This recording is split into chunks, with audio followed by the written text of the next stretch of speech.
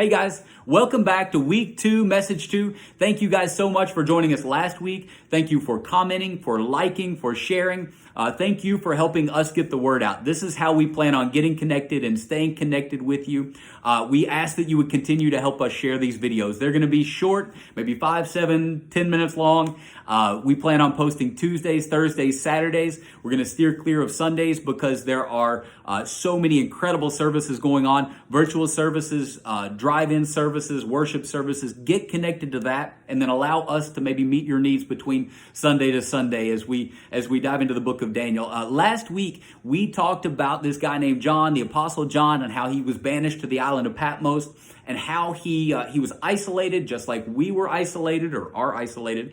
And we looked at his perspective and how taking John's perspective of isolation compared to our perspective of isolation could help us through this time, right? How we can see how things would be better on the other side of what we're dealing with right now. So if you didn't watch it, go back, check it out. This week, the book of Daniel, 605 BC. Read it along with us if you want. But 605 BC, we see that Daniel is in Jerusalem. He's living his best life. Things are going well. He would even be comfortable, be happy. Things are fine, right? One day. And the next thing you know, they're not. Does that sound familiar? Yeah, it should, because that's kind of how things are with us, right? We were living our best life. Things were going well. Things were on the tracks. We were doing well, and then all of a sudden we're not.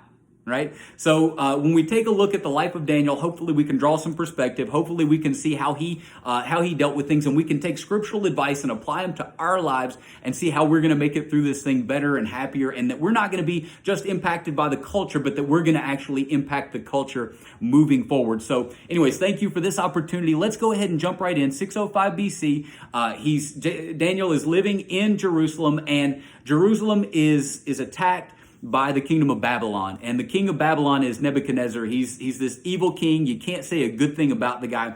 And they attack Jerusalem. They just destroy the Israelites and anything in their path, except they keep the things that are there of value. They keep the gold, they keep the jewels, they keep the artifacts, and they keep the people, the good-looking people, the smart people, the people who have purpose and promise. They keep those people because they know value isn't just limited to items, right? They see that there's value on people, and sometimes we don't see that, but hopefully we will through this message. So Daniel is one of the people who has value, and he's obviously going to be a central figure of this as they named the book after him. So Daniel is a guy who him and a few of his friends were taken along as maybe you would call them POWs today. They were taken along back to the kingdom of Babylon, and they were led on this march back as prisoners. And this march back wasn't just a short march back over, from one side of the field to the other. This was a 700-mile death march that they were put on. I'm sure they were malnourished. I'm sure they had very little to eat or to drink. I'm sure that they probably didn't have the best shoes. I'm sure that they were not well taken care of. I would imagine that on the other side of this death march, they were vulnerable, that they were weak, and I would imagine that they were hopeless. When they get there, I can see, if I were Daniel, I would be thinking about all the things that I was walking into that were unknown. Just like you and I are walking into a lot of unknown things right now, and the fear and the worry can overwhelm us, right? If we forget where our hope is at, right? Our hope is in Jesus, and our hope is in the fact that he has a purpose and a plan for our life, just like he did for Daniel. So they're being led on this death march into a place that's unknown. What they don't know the language. They don't know the culture. They don't know where things are at. They don't know the people. They don't know anything like that.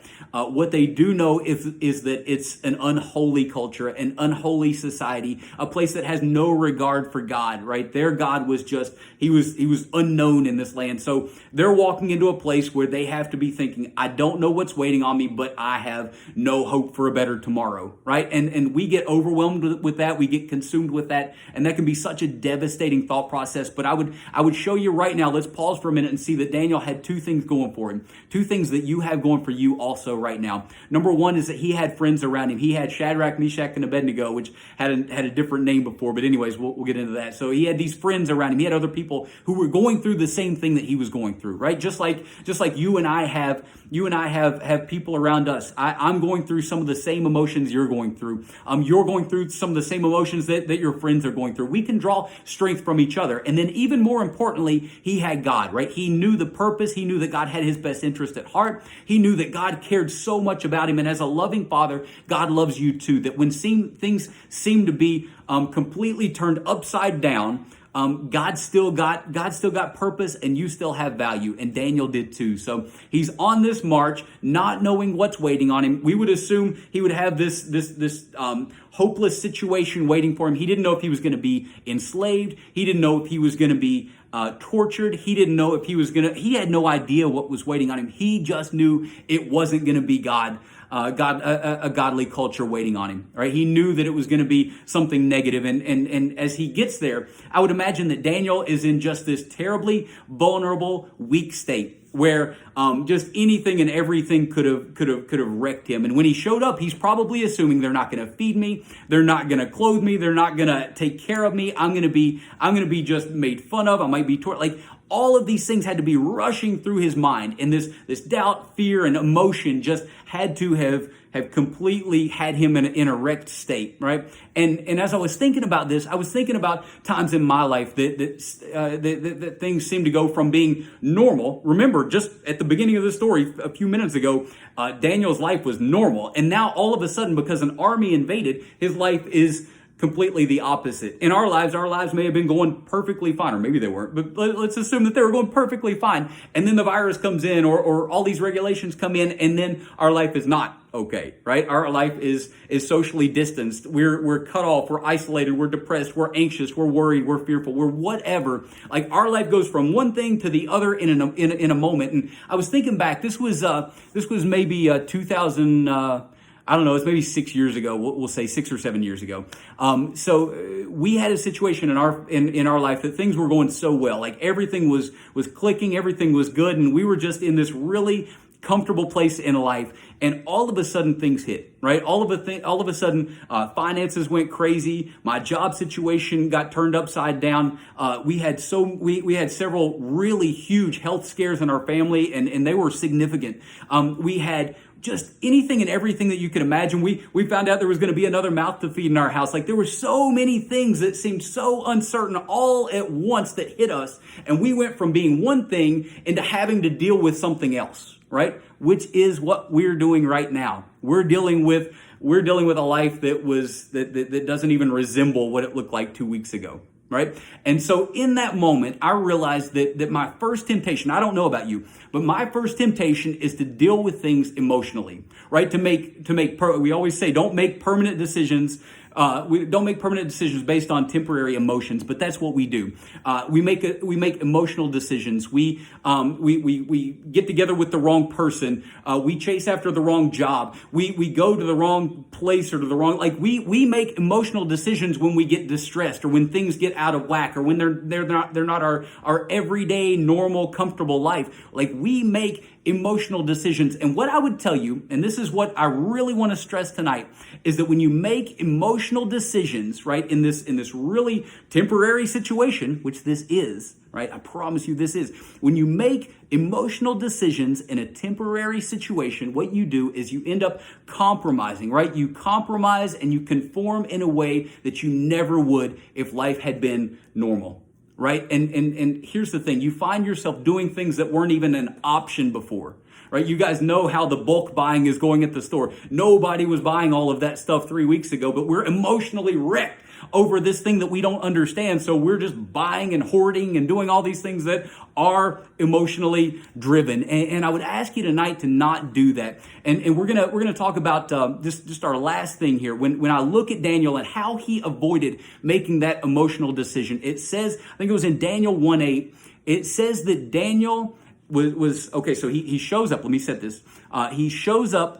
And he's weak, he's malnourished, and you think that he's going to be just destroyed by the enemy. You think that Nebuchadnezzar and the Babylonians are going to just do all these terrible things, but in fact, in his weakest of states, they offered him food, right? They offered him not just food from the king's table, right? Here's the thing though. The king's table, the food that was there, this meat was unholy meat, right? This food that was there had been offered to other gods, to false gods. This stuff that was offered to him was unclean. That's our emotional decisions, right? That's us having the opportunity to say yes to something that we know is not right because we're in an emotional state. Daniel was in an emotional, vulnerable, weak state, and he had the choice to either take this thing that he knew wasn't right or to live a life that chased after God and set himself holy and set apart. And that's the same choice that we have. Daniel 1:8 says, it says that Daniel in this moment did not defile himself.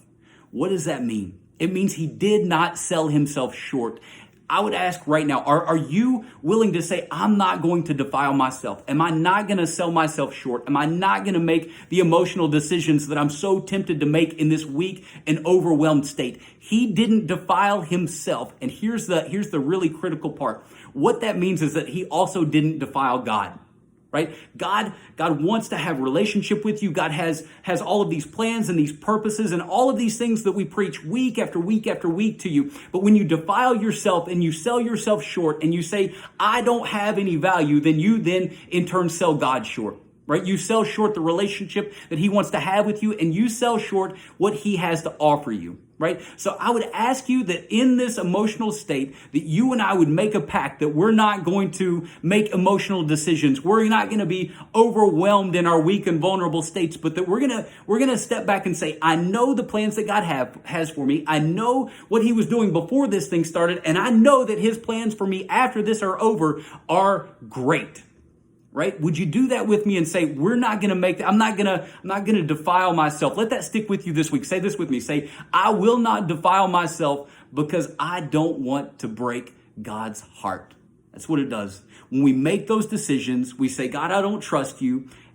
That breaks his heart. I got kids. I'll tell you, when I got 3 of them, and when they make decisions based on not trusting me, based on not thinking I have their best interest at heart, it breaks my heart. And I don't want to do that to God. I want him to know that I value him just as he values me, and that I want to make decisions based on who he says I am and what he says I'm here for. And I want you to do the same with me. So we love you guys. We're praying for you. Just try your best to this week not defile yourself, not sell yourself short. You are full of value. You're full of hope. God has something incredible waiting for you, and we will continue to dive into Daniel and study him as we move forward. We thank you guys. We love you guys. Reach out to us. Let us know if you need anything. We love you. Bye. Peace.